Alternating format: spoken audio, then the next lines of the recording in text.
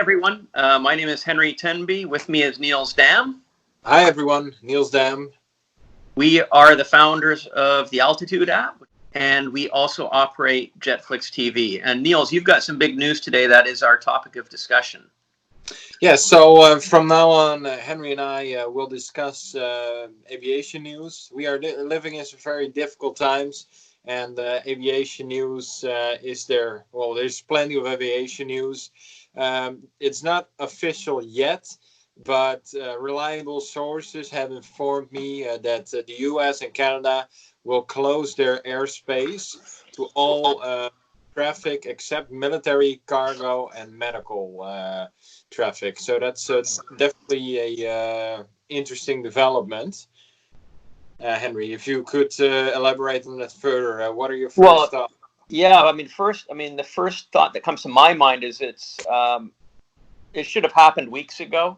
And when you mentioned this to me, I initially thought back to about a month and a half ago when the news was coming out of Wuhan, China, that they had some form of respiratory problem there. And at the time, I'm talking, back in late February, perhaps, here in Vancouver, we still had, a dozen flights a day coming from China with 250 to 350 people on each flight, and I couldn't believe it. And that was the definition of insanity for me. But look how long it took for the world to even get to where the flights got restricted. But here we are. Today's date is what, April 6th? Yep, correct. So I think it's good news, but I think it's really late coming. That's my initial reaction. What did you think? Well, yeah, I mean, Dutch airspace isn't closed, right? So, I think it should have happened way earlier. I think it should have happened from the moment that indications came that it spread to other countries. Basically, what I think, all airspaces should have been closed from that point for maybe 14 days, just to contain the spread within the confinements of the countries. Well, that didn't happen, and I think, better late than never, but, this is really late, as we can see how many cases, how many cases are developing right now in the US, and it's grown exponentially. So it's definitely a bit late, I'd say. Oh, absolutely. I mean, there are voices out there. There are people that are saying, "Oh, this is bad. We should continue to allow Canadians to return home from Canada from abroad, and by making it difficult or impossible for them to come back, this is bad." I have a very strong view on that. In that, people that are not home, wherever their home is, they've had plenty of time. This is not a new problem. It's not a new scenario. They have had weeks to get back home. And it is definitely high time that this kind of policy come into place. It is late, better late than never, but we're going to have to go the course. We're going to have to stay with this kind of,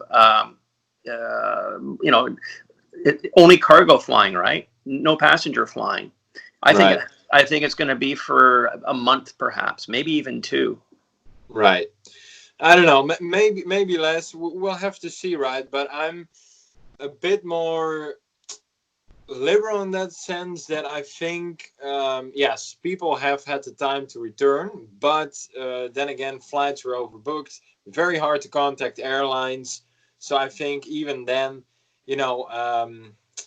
it's been difficult to travel back to one's country. I know that for a fact. I have family working in the industry. I know you for a fact have family working in the industry, and it's definitely been tough for a lot of people. They couldn't be because it's so busy. The airlines are very busy handling all the repatriation requests. Some people just cannot board a flight because it's just too busy with people that are on their way back. I mean, empty flights go to the US and full flights return, basically, right? Only people that board here, at least in Amsterdam and Germany, Frankfurt, they're US citizens, because Europeans aren't allowed anymore to enter the country. So, I mean, I think But basically, we had to close borders a while ago. It's just Yeah. it's but Yeah. that, So as yeah, you say, you have a more liberal view. I have more what's perhaps we'd say conservative view on the matter. In that, I wouldn't say conservative, but I would say protectionist. I'd say a bit yeah, more. yeah, Yeah, that's a very good way to put it. yeah, Here's the other issue that I think is quite significant. As you mentioned, we've got flights going in one direction that are full. We right, know the virus spreads through close proximity to other people, right, and we have to look at the better outcome for the larger population in the whole, at the expense of people not being able to get home that have been stuck wherever they are stuck. Also, we have to look at the flight attendants and aircrew that are working these flights. These are what some would call they're essential workers, and right. they are putting themselves at risk for what I believe to be moving people that should have been moved in the past. So again, I think that it's high time. I think it's good that this has happened. I think it should have happened earlier. And now the big question will be, how long will this be in place for? I think a couple of months. You say only 1 month. What makes you think it may only be a month, Niels? Well, it's hard to say, right? Nobody can say for certain, but a month. At least until the curve flattens, right? I mean, what we need to have is very strict enforcement of passenger boarding. Check the temperatures of passengers, even if they have the slightest of coughs. Don't let them board. Just keep them in quarantine.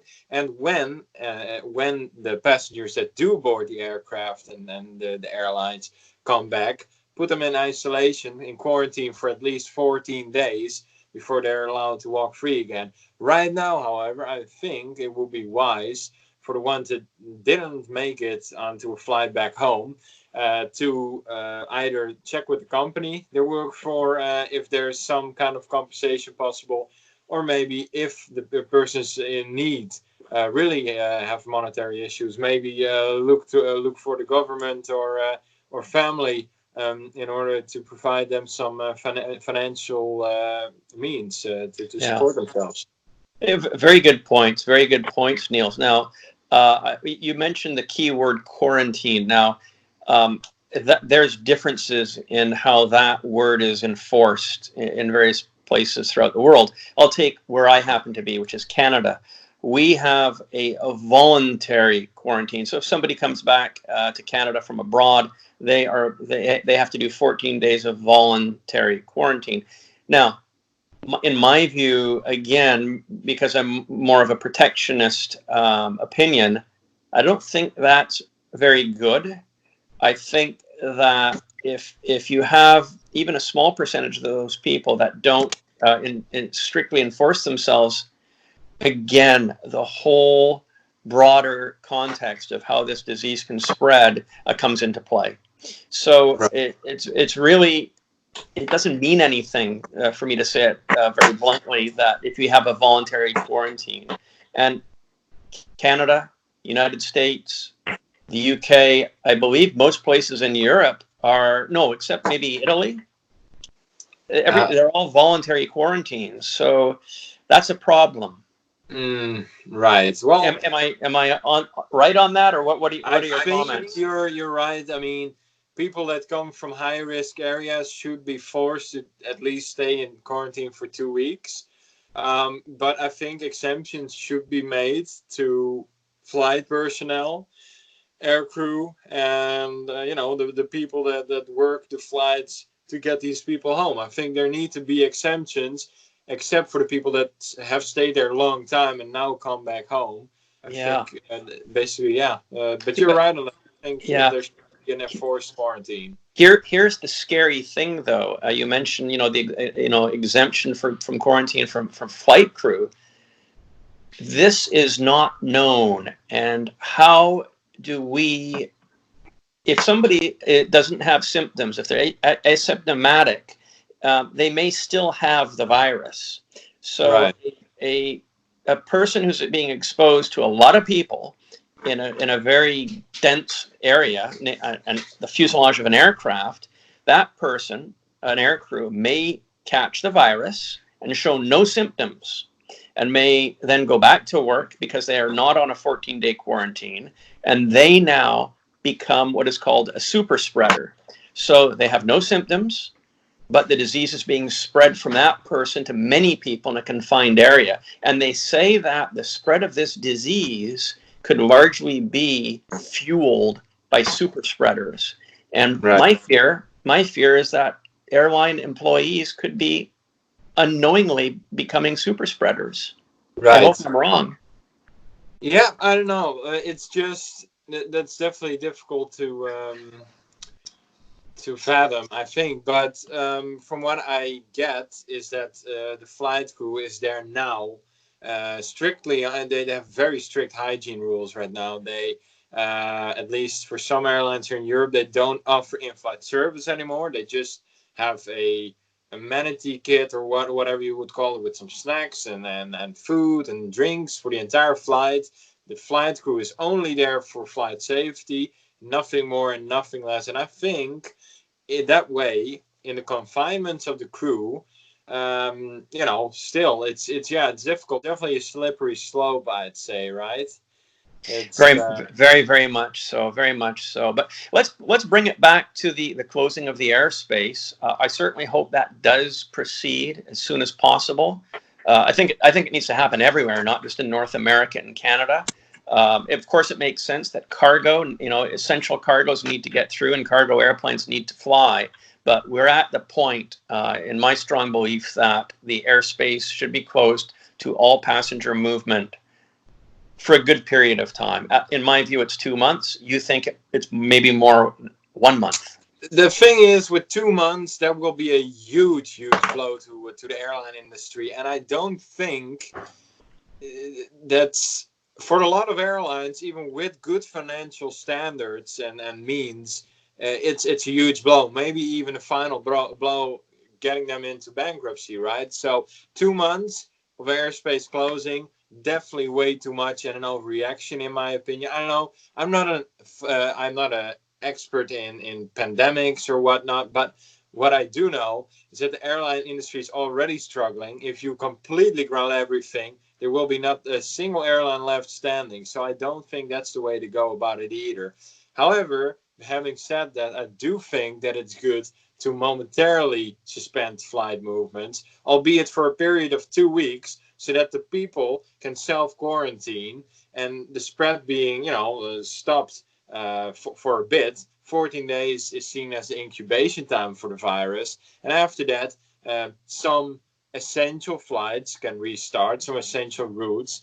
People can be repatriated. They've sat in self-quarantine for 14 days, and I think you can start it up slowly but steadily again. That's my view on it, however.